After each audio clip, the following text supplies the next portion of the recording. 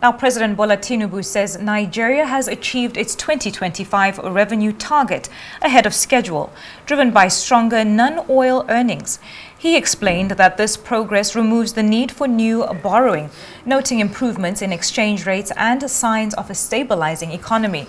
Now, Tinubu spoke at the State House while receiving members of the Buhari organization, led by former Nasarawa Governor Tanko Al-Makura, with House Speaker Tajuddin Abbas and former Katsina Governor Aminu Masari also present. Now, the delegation praised his leadership and commended the honor given to the late President Muhammadu Buhari with a full state burial. On behalf of the group, they pledged unwavering loyalty ahead of 2027, while Speaker Abbas assured Tinubu of full support from the CPC bloc nationwide. In response, the president promised to expand jobs through exports, industry and agriculture, while upholding transparency and justice as guiding values of his administration.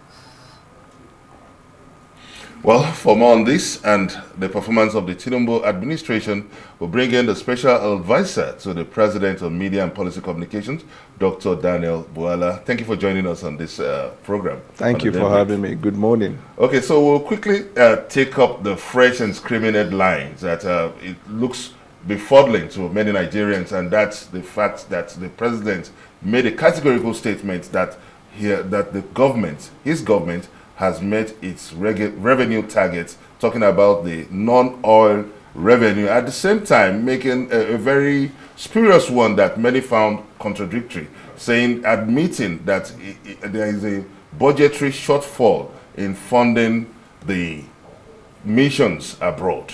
What do you make of such reality, also in the face of very scary statistics? Multidimensional poverty is still 33%, meaning that over 70 million Nigerians are multidimensionally poor. Dr. Daniel Bwala, I want you to quickly react to this. Well, good morning and thank you for having me. I believe very strongly that yesterday's, the breaking news that the president gave is a wonderful news to the ears of the Nigerian people, especially because when he came on board, there was no money on ground. We had to borrow. In fact, the president before he came was to borrow to pay salaries, to borrow to eat. There are certain things that we could have probably structured the economy in a way where we didn't have to borrow to, pay salaries. But he dealt with those basic problems, that we do not borrow to pay salaries by the increased revenue that we have given to, the states have been able to access. All the states of the Federation are paying salaries, they are paying the minimum wage, they are undertaking projects. Some of them are even offsetting the loans that they took. And they are doing one or two things that you could see around. At the federal government level, the president has successfully restructured the economy in such a way that the trajectory now is speaking positives. If you look at the numbers, when you talked about the scary number, talking about multidimensional poverty, I thought that you could have put it in context, because if you contextualize it, you will see that for 4 months straight, we have seen the reduction of food prices. 4 months straight, we have seen the strengthening of the naira. We have not, what I believe to be a breaking news should have been the fact that now the Chinese traders prefer to trade with naira rather than with dollars. What should be the breaking news should be the fact that we're able to meet our revenue target in August, when we targeted to meet by December, and we made it in August. It means that we have a lot of revenue to undertake a lot of projects. What should be the breaking news should be the infrastructural development that we see all across the country, which is creating jobs. And it is strengthening these anti-insecurity measures that were placed. So there are quite a number of things that are breaking. Okay. But when you talk about multidimensional poverty, as a government, we are not denying the fact that because of the population size and where we're coming from, right, we know that there is poverty in the land. But the government effort to deal with that is what should be appreciated. All right, fantastic. Thank you so much for that. Now, because our time is fast spent, very quickly, I like that you touched on projects, infrastructural projects specifically, because the past 3 days, infrastructural projects and equity of distribution of projects across the country has been top of conversation. Now, the Daily Trust, of course, had done the expose over the weekend where they relayed the 2.9 trillion that had been spent on projects in Lagos State. The presidency has responded and given an outline of what they're saying the equitable share of projects. However, this explanation removed Lagos State. It looked at the rest of the country, but still negated Lagos State, whereas the question was, why is Lagos State lopsided in comparison to other regions? So why are we not hitting the nail on the head here? Let me tell you why Lagos State is different. Lagos State is a no man's land. In the last election, the president who comes from the southwest did not win Lagos. That tells you the cosmopolitan nature of Lagos State. Secondly, the richest man in Africa is a northerner. His business is not in Kano, it's in Lagos. Almost every rich man that you know in Nigeria has business undertaking in Lagos. And the Nigerian people are represented in Lagos. You go to Lagos, if not because probably majority of the people are Yoruba speaking, you will wonder whether Lagos indeed is from the southwest. London has but does this negate the fact that other regions also want to have their own hubs? Let me land. London has more investment than the entire states in England put together. New York has infrastructure, all investment, more than all the states of the, more than the rest of the states in the United States, including California. Paris has more investment than anywhere. So in every country, wherever you find the commercial nerve of that country, you are likely to see the need to put infrastructure in place in order to boost the economy of that country. Whatever Lagos benefits the country. So the idea that you put more in Lagos than in other states of the federation should be put into proper context. Lagos is a no man's land. Lagos is the hub of Nigeria. Lagos is the pride of the country. Lagos is the beacon of economic growth of the country. Now, Dr. Bwala, let me just jump in here and chime in with this question. You had spoken about, earlier on, we were speaking about food, and you said one of the things President Tinubu said is, and I quote, "If you remove hunger from poverty, you have defeated poverty." So among the hot topics at the moment is the issue of food security and the introduction of GMO. Now, in June, let me remind you that Bill Gates was conferred a national honor in the area of health and specifically agriculture. What is the stance of the FG in regard to the growing concerns of the safety when it comes to food? Well, and of course also have to add to what you said, which speaks of the interest of the government in dealing with poverty and hunger in the land. You recall that about 3 weeks, about 1 month ago, when the World Food Program complained that because of the actions of the President of the United States, a lot of multinational and non-governmental organizations in the northeastern Nigeria were pulling out. It means that about 2 million Nigerians are going to be in poverty, or they are going to suffer, they are going to perish and all of that.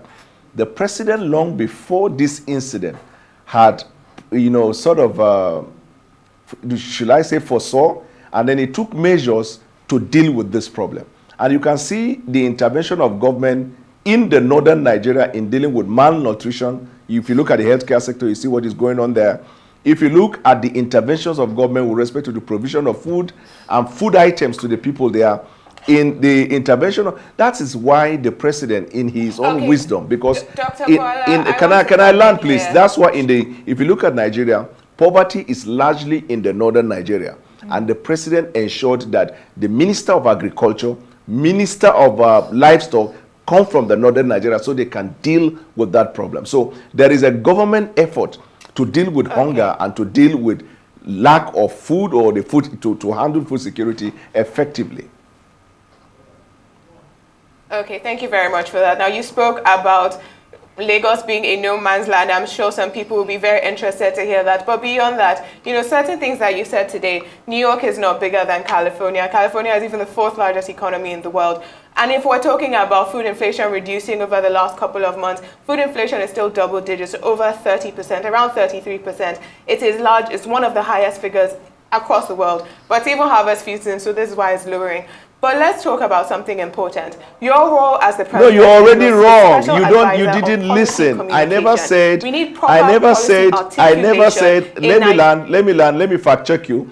I never said New York is bigger than California. That's the problem with anchors. You said I it has said more infrastructure and investment You said in New York there is no problem. bigger than California. And I challenge you to it. The economy of New York is bigger than the economy of California. That was what I said. I never said it's bigger. So get that one right. Okay. I'm talking about the economy of California being larger than the economy of New York, but that's not the focus. We're not in America, we're here in Nigeria. So let's go back to what I was speaking on, policy. You're the special advisor on policy communication. And there has been an argument that our policy articulation by the Tinubu administration has been very poor, that wrong information is put out, there's misspellings, there's retracted information, there's retracted appointments. And one of the criticisms is that people in your role are focused on politics rather than policy. The Nigerians want policy implementation. We want action. We do not want politicking. So what do you say to people who say that your focus is on politicking rather than policy? First of all, there are no people that say it. It is you that is saying it, because otherwise, as an uncle, you will cite the source of that information. But I will answer your question. If you are paying attention, you will see that this government, through the various ministries, departments, and agencies, have been reeling out policies, discussing policies. Only about 2 weeks ago or so, the Minister of Trade and Investment discussed about government policy with respect to investment and how investment is coming into Nigeria. I am sure you are expecting a singular communication team speaking before you can be convinced that policy is being communicated. In terms of saying, presidency saying something and retracting, it's government work, it's what we call government under construction. Do you make mistake or don't you make mistake in channels television? Right. If you say we reel out information that turn out to be untrue, and we stand our ground, haven't been probably advised that it is not, that is not true, then that's a different conversation altogether. Dr. Bwala, but if you are, it's good that you've admitted that errors could be made. It's air to human. It's Human to air. Pardon, I beg your pardon. So, but one very important last one before we go, just to put things in the proper context. Talking about meeting the president's revenue targets, we just need to be clear. We are running on three budgetary lane now: the supplementary budget of 2024, the 2024 budget, and the 2025 budget. So, which revenue are we talking about? Revenue in terms of what? In terms of the budget.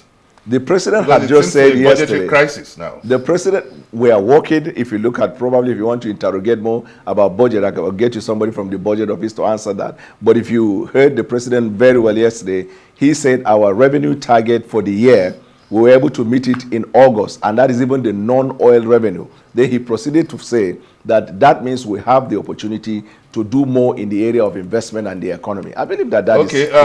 We're pressed for time, and you've stated it that you are not the DG budget, so we take that, we accept that from you, and thank you very much, Dr. Daniel Bwala, the Special Advisor to President Tinubu on Policy, Communications, and Media. Thank you very much for joining us. Thank you.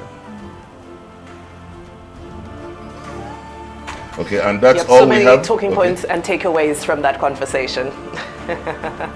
That's all we have time for here on Daybreak. It's goodbye from me here in Lagos. Vimbai Mutinidi Ekpeyong signing out. Adeso Agiwa Osage, please do keep it here on Arise News. And Benga Ashiru, do have a lovely day. And I'm Yolanda Robert. Please do stay tuned on Arise. The morning show is next. Goodbye.